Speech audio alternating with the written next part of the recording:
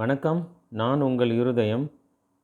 இன்றைக்கி பேங்க்கில் fixed deposit நம்ம பண்ணணும்னா நம்மளுக்கு வட்டி கிடைக்கும். அல்லது எஸ்பி அக்கௌண்ட்டில் நம்ம பணம் வச்சுருந்தாலும் நம்மளுக்கு வட்டி கிடைக்கும். இந்த நம்ம வட்டியை நம்ம இன்கம் டேக்ஸ் ரிட்டர்ன் ஃபைல் பண்ணையில் அதையும் ஒரு இன்கம்மாக சேர்த்து நம்ம வரி கட்ட வேண்டியது இருக்குது. அதை இந்த மாதிரி வர்ற வட்டியை வரி கட்டாமல் தவிர்க்கிறது எப்படிங்கிறத பற்றி இன்றைக்கி நான் சுருக்கமாக உங்களுக்கு சொல்ல விரும்புகிறேன். அதாவது இதை நீங்கள் என்ன செய்யலான்னா, ரொம்ப சிம்பிளாக மியூச்சுவல் ஃபண்ட்ஸில் ஆர்பிட்ரேஜ் ஃபண்டுன்னு ஒரு ஃபண்டு இருக்குது சார். இந்த ஃபண்டு உங்களுக்கு எப்படின்னாக்கும்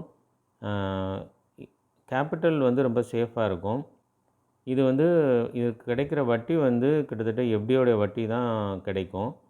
ஆனால் நம்மளுக்கு வரியை கட்டாமல் நம்ம தவிர்க்க முடியும். அதாவது எப்படின்னாக்கும் சட்டம் என்ன சொல்லுது அப்படின்னாக்கும், இந்த ஆர்பிட்ரேஜ் ஃபண்டில் ஒரு வருஷத்துக்கு அப்புறம் நம்ம எடுத்தோம்னா அந்த gain long term capital gain அப்படின்னு சொல்லுவாங்க.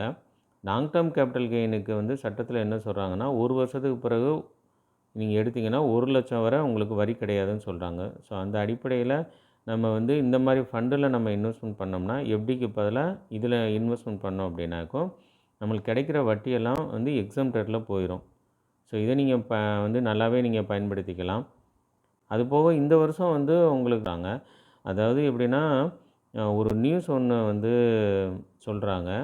அதாவது யுஎஸ் கவர்மெண்ட்லாம் எப்படின்னாக்கும் இன்ட்ரெஸ்ட் ரேட்டை குறைக்க போகிறது. அவங்க இன்ஃப்ளேஷன் கண்ட்ரோலுக்குள்ளே வந்ததுனால ஆஃப்டர் கோவிட்க்கு பிறகு அவங்க இப்போ என்ன செய்ய போகிறாங்க அப்படின்னா, இன்ட்ரெஸ்ட் ரேட் குறைக்க போகிறதா சொல்லியிருக்காங்க. அப்படி குறைச்சாங்கன்னா நம்ம இந்தியாவிலேயும் ஆர்பிஐ இன்ட்ரெஸ்ட் ரேட் குறைக்கலாம். அப்படி இன்ட்ரெஸ்ட் ரேட் குறைச்சாங்க அப்படின்னா பாண்டு ரேட்டெல்லாம் கூடும். அதாவது நம்ம இப்போ மியூச்சுவல் ஃபண்டில் டெட் ஃபண்டு இந்த மாதிரி அந்த மாதிரி ஃபண்ட்லாம் நம்ம இன்வெஸ்ட்மெண்ட் பண்ணோம் அப்படின்னா நம்மளுக்கு இன்ட்ரெஸ்ட் ரேட்டும் கூட கிடைக்கிறதுக்கு வாய்ப்பு இருக்குது. அந்த மாதிரி டெட் ஃபண்டில் கூட இன்வெஸ்ட்மெண்ட் பண்ணலாம். இல்லைன்னா இந்த ஆர்பிட்ரேஜ் ஃபண்டில் நம்ம இன்வெஸ்ட்மெண்ட் பண்ணுறோம் அப்படின்னா இந்த வருஷம் நிறைய வாலிட்டாலிட்டி இருக்கிறதுனால இந்த ஆர்பிட்ரேஜ் ஃபண்ட்லேயும் நல்ல வருமானம் கிடைக்கிறதுக்கு வாய்ப்பு இருக்குதுன்னு சொல்கிறாங்க. ஸோ இந்த ஆர்பிட்ரேஜ் ஃபண்டில் இன்வெஸ்ட்மெண்ட் பண்ணி ஒரு வருஷத்துக்கு அப்புறம் கிடைக்கிற எல்லா வருமானமும், அதாவது அதை வட்டி மாதிரி எடுத்துக்கிட்டிங்க அப்படின்னா அந்த வருமானம் எல்லாமே எக்ஸம்ப்டடில் போயிடும்.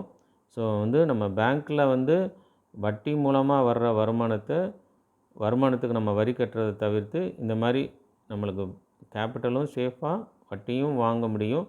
அதே சமயத்தில் வரி கட்டுறதை நம்ம தவிர்த்து நம்ம பலன் பெற முடியும். நன்றி.